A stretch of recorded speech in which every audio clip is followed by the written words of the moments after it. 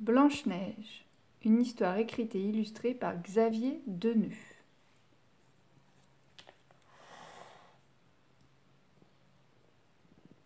Il y a fort longtemps, naquit une princesse à la peau si pâle que son père, le roi, la prénomma Blanche-Neige.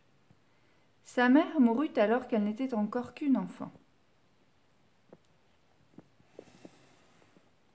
Le roi prit pour épouse une femme à la beauté exceptionnelle, mais au cœur froid comme la pierre.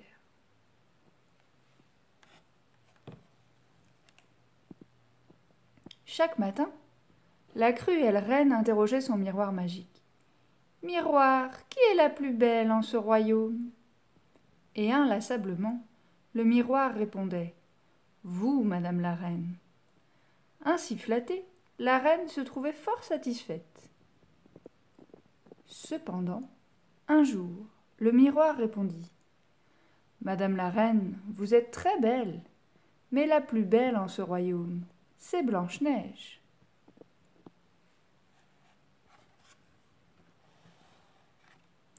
Folle de jalousie, la reine entra dans une colère noire. Sur-le-champ, elle ordonna à un garde d'emmener Blanche-Neige et de la faire disparaître. Muni de son épée, le garde s'empara de Blanche-Neige et la conduisit dans une forêt sombre. Mais ému par la beauté de la princesse, le garde la laissa s'enfuir.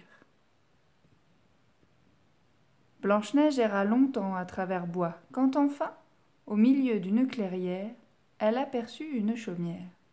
C'était la maison de 7 nains qui travaillaient à la mine. À bout de force, Blanche-Neige se réfugia dans la maisonnette et s'endormit au creux d'un tout petit lit. À leur retour, les nains, surpris, la réveillèrent. Blanche-Neige leur raconta son histoire. Pris de pitié, ils décidèrent de l'héberger.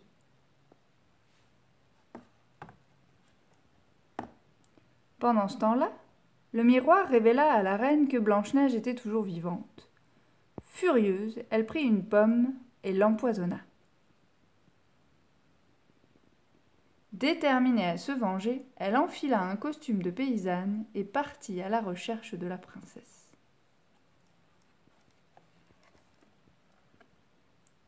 Quand, ainsi déguisée, la reine approcha de la chaumière, Blanche-Neige ne la reconnut pas. Sans s'inquiéter, elle saisit la pomme que la cruelle reine lui tendit. À peine eut-elle croqué dedans que Blanche-Neige s'écroula. En rentrant, les 7 nains se précipitèrent à son secours, mais rien n'y fit. La belle resta endormie.